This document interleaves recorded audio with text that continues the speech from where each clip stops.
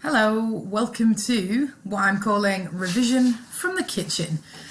So this is a little video about the Manchurian Crisis, just to walk you through why it happened, what happened, and the results of what actually happened. So it's here for you in case you miss anything or you just want to recap some of the events that happened in Manchuria in 1932. So the first thing we need to have a look at is what we're going to cover. So as I've said, where is Manchuria? Why Japan wanted Manchuria? The Mukden incident. Move myself over here, there we go. Why the League was reluctant to act. What the League did. The impact the crisis had on the League. So first things first, where is Manchuria? So this is a little this is a little picture here of a map, and you can see that Manchuria is an area of China, but it's not far away from Japan. So it's on the northeastern coast of China. It's rich in natural resources. So the sorts of things that you need to make your economy work can be found in Manchuria. Japan and Russia both had factories there. So you can see Japan in its little island nation bordering Manchuria, if you like, and Russia is just up towards the top, the sort of plain yellowy colour. Now, Japan had a railway in Manchuria called the South Manchurian Railway, and they used that for transporting their manufactured goods. And that meant that the Japanese government had always had a friendly policy towards the area of Manchuria because they need it. Now, it's worth noting that China at this point in time was a weak and divided country. It split into lots of different regions, and those different regions had very different ways of operating and beliefs. And often those regions were run by local warlords who took control of areas, and that meant that really the government had very little control over China as a whole country. It was very, very, very divided. Now, in terms of Japan wanting Manchuria, the Great Depression has happened. So we know from the America unit that in 1929, the Wall Street crash happened, and it had sort of ripple out effects across Europe, across America, and further afield. So Japan is also affected by this Great Depression. So we're in the 1930s. There's a lack of natural resources and space in Japan. So the land that they have does not have a huge amount of things that they can mine. And similarly, a lot of those islands that we saw on the previous map are quite mountainous, which means that flat space that's useful for building and for having factories is not in abundance in Japan. Geographically, Manchuria was very close. It's not a very difficult place for the Japanese to get to. They've already got the large industries, and they've got an army there as well that's there to defend their industries. And there's confusion over who owned the area. So although it's on Chinese land, there had been suggestions previously that because of their investments there, that perhaps Japan or even Russia had a claim to owning Manchuria. One of the other things that the Japanese wanted to do was to distract people from the domestic problems. So because the world is struggling with this depression, a lot of countries are looking for a way to give their people something to feel proud of, something to celebrate. And this would have been a good distraction. So take Manchuria, invade somewhere, conquer it, public celebration. And the Japanese army was now largely beyond the control of the government. So the Japanese army felt that it could sort of act without any need for governmental say-so. They were in a position where the army, in fact, killed the Prime Minister of Japan and started to behave independently, as if it was its own unit, if you like, without a country to be responsible to. It could act independently. There you are. I've already mentioned that bit. There it is. So, the thing that kicks off, this is where it all starts. This is the Mukden incident. So on the 18th of September 1931, there's an explosion on the South Manchurian Railway. So that's this section here. Now, the Japanese army claimed that the train had been attacked by Chinese soldiers. There was no evidence of that whatsoever. So there's an explosion. The Japanese claim that it's the Chinese, but there's no real evidence other than Japan's say-so. Oh.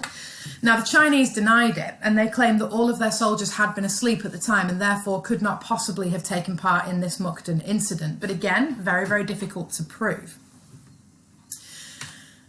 The Kwantung Army, which was the army I mentioned before, based in Manchuria, well, they used this event as an excuse to take over Manchuria. So they said that the area was out of control. They said that the Chinese government was lacking in any kind of organisation, and so they were going to take matters into their own hands. So the Japanese army takes over the area of Manchuria. Back home in Japan, the people are delighted. As I said, we're looking for something that people can celebrate to make them feel good, to distract them from internal problems. So this is it. They start celebrating. The government wasn't all that happy, but because of the power of the army, the government really had no choice but to go along with it and accept that this had happened and try and move forward. Now, in 1932, Japan renamed Manchuria. They called it Manchukuo. And they put Puyi, an ex-Chinese emperor who'd been thrown out of power in 1911, they put him in charge of the area. And the reason for that's dead simple. They make him a puppet ruler. And what that means is, on the face of it, it looks like a Chinese ruler, but the reality is, behind the scenes, the Japanese were pulling the strings. So, that's what happened. That's the event, the Mukden incident, that's the event that attracts the attention of the League of Nations. So, the League of Nations, I'm just going to move myself down here now. The League of Nations was really reluctant to act, to do anything about the situation that had arisen in Manchuria. And there are a few reasons. So firstly, they wanted to avoid any kind of fight. They didn't particularly want to involve themselves in any further wars. We have to remember, it's the 1930s, there's a depression, we've still got living memory of the First World War. People are generally reluctant to go to war. Secondly, there's the distance. China, Manchuria, Japan, it is a long way away from the League of Nations headquarters in Geneva, which is in Switzerland, which, if you're not very good with your geography, Switzerland is sort of in between France and Italy. Central Europe, well, not Central, Western Europe, effectively. So they're reluctant because of the distance. It's so far away, it's very easy to turn a blind eye and just pretend that nothing's happening. Similarly, Japan had incredible amounts of power. So if we think Japan was one of the original members of the League of Nations, and they also are so powerful that it's almost as though if they say a version of events, people will believe that version of events because they're reluctant to challenge the Japanese. So there's massive confusion, and because of that confusion, people, or the League rather, tends to want to just stay away. It doesn't want to act and do something that could be considered wrong. Then there's the disorganisation of China. So because China was so disorganised, because of this sort of warlord way of running things and the government, central government not really being in control, the Japanese simply said that they were trying to establish control and stability in an area that they had industry. And the League was willing to believe that because of this disorganisation. There's also the cost. It would have been extremely expensive to send soldiers out to the Manchurian area. And remember, we're in this depression period. They just don't want to do it. It's not something that the main countries of the League of Nations, so Britain and France in particular, they're not willing to spend that money on a problem that's so far away and that they perceive to have really very little to do with them. The other reason that the League was reluctant was that there was a failure of economic sanctions. So normally the League of Nations would have three options, if you like. So the first option would be moral condemnation, to tell the country that they'd done something wrong and to ask them to stop. The second option is economic sanctions, so to refuse trade and to ban countries from trading certain items with the offending country. And the third option is military sanctions, which means effectively war. So here we can see that they had used economic sanctions, or that they failed, basically. And the reason's very simple.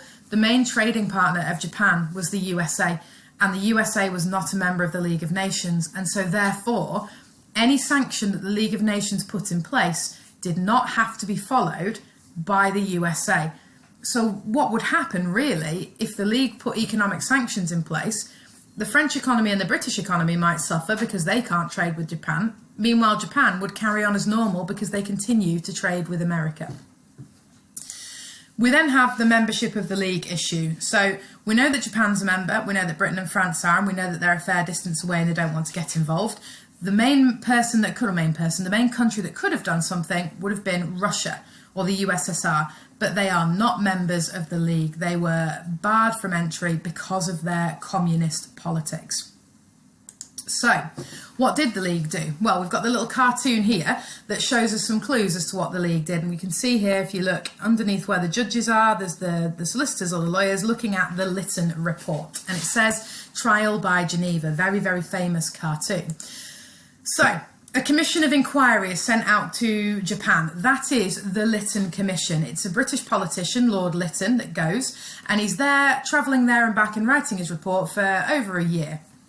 Incredibly slow process to take place. He eventually published his report in October 1932.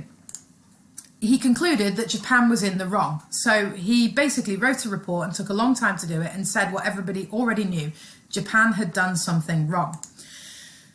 The League of Nations then told Japan to leave the area. So they said to Japan, you need to leave Manchuria immediately, remove your soldiers, remove your military presence, and let's just have everything go back to normal. The crisis, the impact the crisis had on the League, well, the League's failed. Out and out failure. It had been slow and it had achieved absolutely nothing. Many blamed the distance between Japan and Manchuria and Europe. But the key thing I think to remember here going forward is that both Hitler and Mussolini were watching this very, very closely. So they were looking at events in Manchuria and they were noticing what they could and perhaps could not get away with. So that's everything on the Manchurian Crisis. Apologies for Mrs. Coates calling me halfway through if you saw that flash up on my screen. If you have any questions, please do just get in touch with your teacher and we will happily run you through any extra little bits of information that you might need about the Manchurian Crisis. The main things to remember: what happened, what did the League do, and ultimately, how did that affect the League of Nations' ability to do the job it set out to do, i.e. keep international peace. Thanks, everyone.